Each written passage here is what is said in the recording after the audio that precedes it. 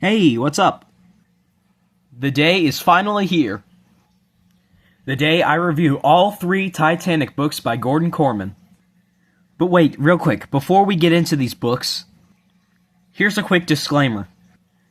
A few months ago, I thought I would just read one chapter of these books at a time and then make a review about that chapter in YouTube Shorts and keep doing it for every book. But then I decided that would take way too long, and I just abandoned the series while it was still in production. But don't worry, I'll cover everything you need to know in this video. And this entire video is going to be full of spoilers. But other than that, let's get right into it. So, the Titanic Trilogy by Gordon Korman was released a few years ago. But anyway, yeah, as you can already tell by the covers, each one connects to make this big picture of the Titanic. The books are centered around 4 teenagers. Patrick Burns, although most of the time you call him Patty, Sophie Brunson, Juliana Glam, and Alfie Huggins. At least I'm hoping I'm pronouncing all of those right. Also, interestingly, in the French translations of these books, the covers actually show some illustrations of what the characters would look like. But as far as I know, it was only in the French translations. I'm not sure why that is. And here's what you have to know about these characters. They were all fictional. None of them were real. Well, actually, in the books, there are some real people in it, obviously, like Captain E.J. Smith and Officer Lightoller. He's a pretty big part of this story. William Murdoch, Thomas Andrews, all those famous Titanic people. What you need to know about the main characters. Patrick, also known as Paddy, is very poor and homeless. He lives in the filthy streets of Belfast with his best friend Daniel. He's also Irish. And actually, the beginning of Book 1 actually starts with Paddy and Daniel beating each other up. Not exactly because they hate each other, but they're just, roughhousing. But some more characters you need to know about are the Gilhooleys. The Gilhooleys are a bunch of family members, or brothers I guess, in this gang in Belfast, and they just love picking on Daniel and Paddy. Kind of like your typical bullies. Actually, no, not like your typical bullies, because they literally want to kill these kids. And they actually do it. They kill Daniel. But we'll get back to Paddy in a little bit. Next is Sophie. Sophie Brunson is with her mother, Amelia Brunson, who is constantly fighting for women's rights in the UK. She came from another ship to the UK to fight for women's rights, and that they should be able to vote in elections. And her mother is very vocal about it, and will not hesitate to tell you her opinions. And because of that, no one wants to hang out with them, which means no one wants to hang out with Sophie, which means Sophie has practically 0 friends. And she thinks her mother is taking it a little bit too far sometimes, and then after their trip to the UK was a failure, they decide to go on the Titanic back to America. In Boston, where they live. Now, Alfie Huggins is with his dad, and his dad is a stoker. And Alfie is a steward, but not to any particular person. He's just whenever someone needs something, maybe from the mailroom or something on the Titanic, maybe like a nice cup of tea or something, Alfie is to go and get it. And often he goes to get water and other things for the stokers down in the boiler rooms. Alfie does have a mother, but she is left in Belfast. And Alfie desperately needs a job, and he's looking for a new job in America. And lastly, Juliana Glam. Have you ever heard of an Earl of Glamford? No? Great, because there's no such thing. But that's what these books makes up. I guess it's like some title of nobility or something, like this high job, I guess, called the Earl of Glamford, or something like that. I don't know. But anyway, Juliana's father is extremely rich, and he's expecting a lot from her. So anyway, yeah, that's your cast of characters, and I actually drew this. A little picture of your cast inspired by the cover of the French Titanic books. Yes, I know Daniel's name is misspelled, I'm sorry about that. But anyway, now that we've got our characters introduced, it's time to go into Book 1, Unsinkable. In the first 7 chapters of the book, our story is started. It tells us all about our characters, and how they're going to get onto the Titanic. So like I said, Paddy and Daniel are very poor, and they live in this certain house that was abandoned, and they love just picking pockets of whoever they can find just to get any kind of money they needed. One day, they look at the giant Titanic and notice Thomas Andrews is literally sitting outside looking at the ship. Daniel and Patty have a nice little conversation, and Daniel asks Mr. Andrews if the ship truly is unsinkable. Mr. Andrews confesses that he actually doesn't know. You know what? This is bothering me, so how about I just... Nice. Anyway, Daniel makes a challenge to see if he can actually find a way for the Titanic to sink. One day, he draws a picture of the Titanic and accidentally cuts his arm on something sharp. And his blood actually trails along the Titanic drawing. It draws this, line from the Titanic's bow throughout, 6 watertight compartments, which is what actually happened. But later, the gangsters, the Gilhooeys, end up killing Daniel, and they chase Patty all the way around the Titanic. Anyway, Patty now has to escape onto the Titanic just to get on there to escape from the Gilhooeys, but before he knows it, the Titanic has already left the dock, which means Patty is now a stowaway. Anyway, that's the only interesting story of how one of these kids got onto the ship. Anyway, Patty decides, you know what, I'm going to disguise myself as a bellhop or something. And it doesn't always work. He ends up meeting Alfie. Patty starts rummaging through the mailroom looking for something he can steal, and obviously Alfie catches him. But then he discovers a scrapbook full of a whole bunch of violent and scary things. It's full of newspapers about a certain serial killer, and it literally has a necklace of real human teeth. Now Alfie isn't really so much more mad at Patty. Now they're both trying to work together, trying to figure out who this belongs to and why they have it. And Patty discovers that the Gilhooeys actually made it onto the Titanic as well. And multiple times they try to catch him, but Patty escapes. And there's even this funny part of the book when Patty looks at a Turkish bath, and he wonders why the heck anyone would want to just sit in a hot room and sweat. And I personally have to agree. I don't understand how anyone could think a sauna or Turkish bath, whatever it is, could be relaxing. Anyway, it's time for Book 2, Collision Course. So at the beginning of Book 2, Patty is actually blending in with this one woman's family who actually decided to help out Patty, and she claimed that he was her son, he wasn't, to fool all the officers just to help Patty, and then she let him go. Pretty nice. But before she let him go, she asked him if he wanted to come down to the third-class dancing room. And so Patty has a good time. He's actually dancing pretty nice in the room. You know, you may have heard of the rambunctious rabble.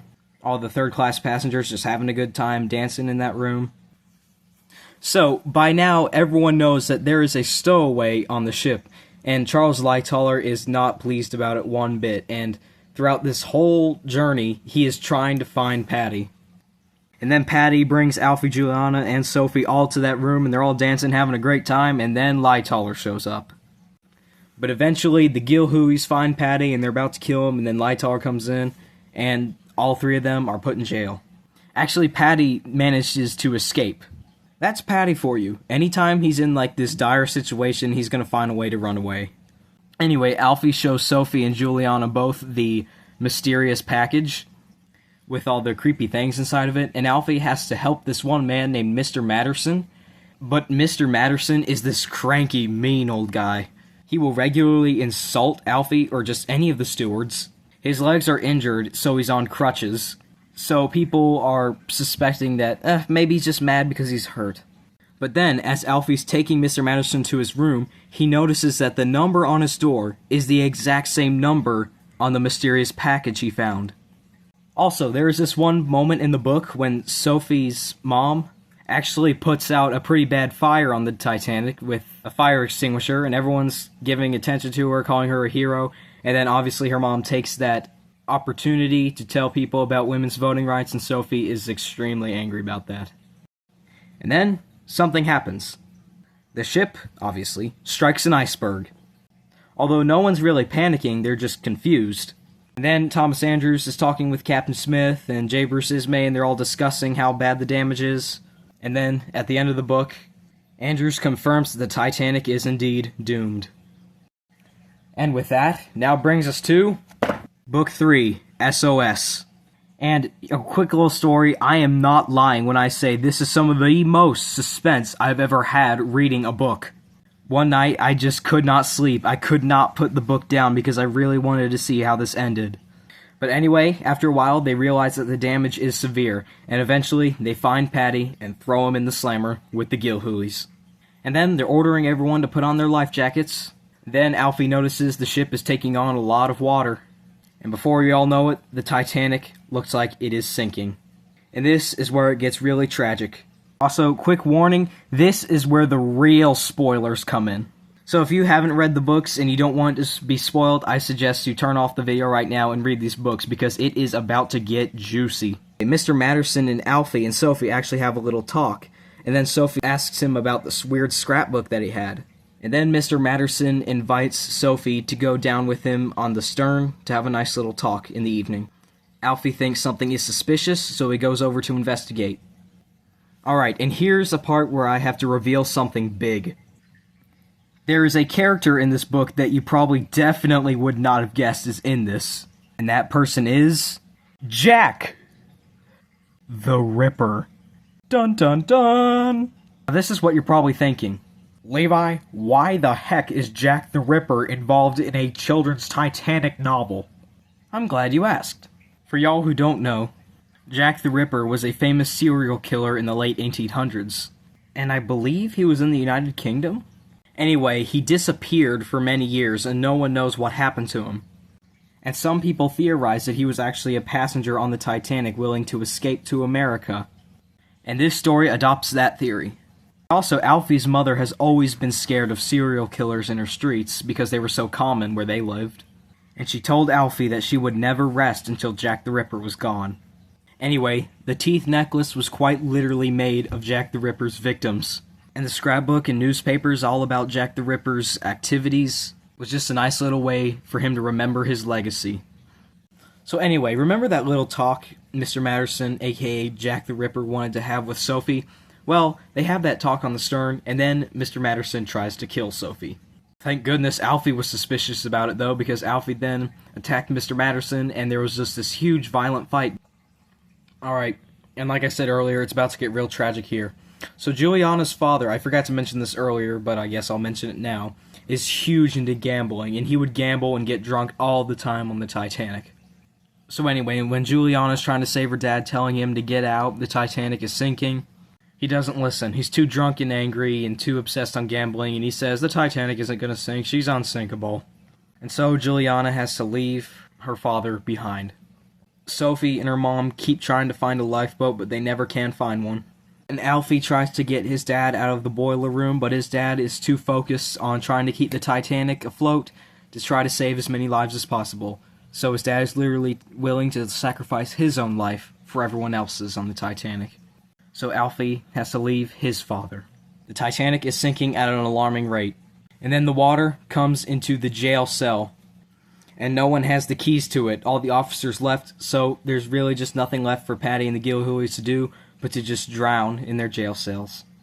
But then Alfie, since he's a steward, he's giving everyone life jackets, and then he realizes that Patty is stuck. And so, with the help of Sophie and Juliana, they free Patty from his prison, and then they're going out as the room floods. But Patty, he just can't leave the Gilhoolies behind. Yes, he knows that they killed his best friend, and they've been trying to kill him this whole series. But deep down, he knew that they were still humans, so he saves the Gilhoolies. And so, the Titanic sinks, and what happens to all of our heroes? You may have heard of that one upside-down lifeboat on the Titanic. Well, Patty just so happens to find his way onto that lifeboat, and Lightaller is just in disbelief. But anyway, they're going, and they make it to the Carpathia. Juliana actually found a little baby, and she doesn't know who it is. She tried to ask everyone whose it was, if they were missing a child, but she couldn't find anyone. So she decided to keep it until she found its owner, and she got onto a lifeboat. Alfie and Sophie, though, weren't so lucky. Sophie got on a life jacket, but she was nearly crushed by the funnel falling. And Sophie was just stuck there swimming in the freezing cold water, and Alfie made his way to the stern. And as everyone watched in horror, the Titanic split in two and then sank. Passengers were left for hours in the freezing cold water, just hoping for someone to come. However, Alfie and Sophie find a cupboard to float on. But guess who's back? Mr. Matterson. And it looks like it's about the end, because Mr. Matterson is just about to kill Sophie. But then Alfie throws a jar full of bonbons at Mr. Matterson's head, knocking him unconscious. Would anyone care for a bonbon? And so, Alfie lets Mr. Matterson sink into the water, and as an amazing one-liner after the kill, Alfie says, "Sleep well, mother." But Alfie was extremely cold, and then he started feeling warm again. He felt fine, and Sophie knew this was bad, because it meant Alfie had hypothermia. So, they have to wait until finally the Carpathia arrives. Patty carefully gets off the upside-down ship and climbs up the ladder to the Carpathia. Juliana makes it safely on there, Sophie makes it safely on there, but as Alfie is weakly climbing up the ladder, he falls into the icy cold water, again. Patty dives down to catch him, and then he brings him up the ladder, and then Alfie, in a daze, says, "You're wet." And then Patty replies, "You're not so dry yourself." And then they bring Alfie to the surface, but they check his pulse. Alfie is dead. And it is a gut-wrenching death. But it's also kind of happy too, because in the end it shows what it was like for Alfie to die.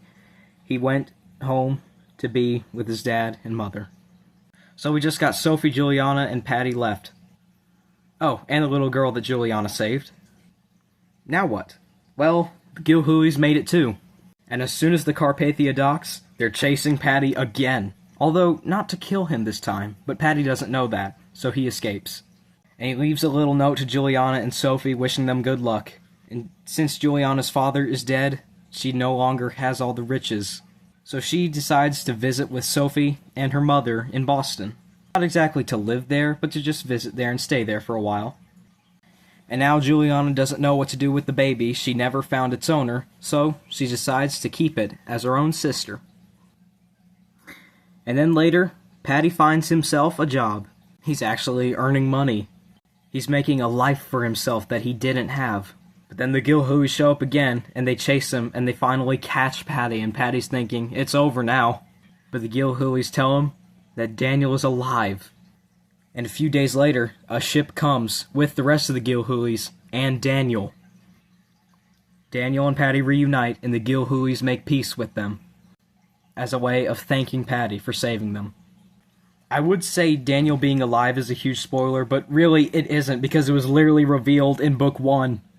Literally, at the last chapter of Book 1, it is revealed that Daniel is still alive. So yeah, not too big of a spoiler, but still pretty crazy. In the end, Daniel decides to go to school, but then he asks Patty, "What about you, Patty? What are your plans?" Patty responded with, "Oh, you don't have to fret about me. I'll get by." And that is the end of the trilogy. Here are my final thoughts. Surprising, I know, but I haven't read that much about Titanic in books. But still, I think these three are my three favorite Titanic books. They are extremely fun to read. If you can get these books, please get them. I highly recommend them. They're some of the best books that I have ever read, to be honest. And I know it might sound weird at first with the whole Jack the Ripper thing, but it's actually pretty interesting. And it makes sense a little bit because his disappearance was around the same time the Titanic. These are just a blast of fun to read. And the last book is very suspenseful. It's sad that Alfie didn't make it, but I'm glad the other three did. I absolutely love these books. And I am super happy that I finally got this review out. I rate all three of these books a 10 out of 10. And thank you so much for watching this video. This video is being recorded on Titanic Day, April 15th, but this video is taking super long to record, and I can only imagine how long it'll take to edit. So this will probably be premiering on Thursday. But anyway, that's it. Have you read these books? Make sure to leave a like if you enjoyed it, and if you think anyone else will enjoy this, please share this video. Check out my channel if you haven't already, and see if you want to subscribe, and I'll see you guys and gals next time.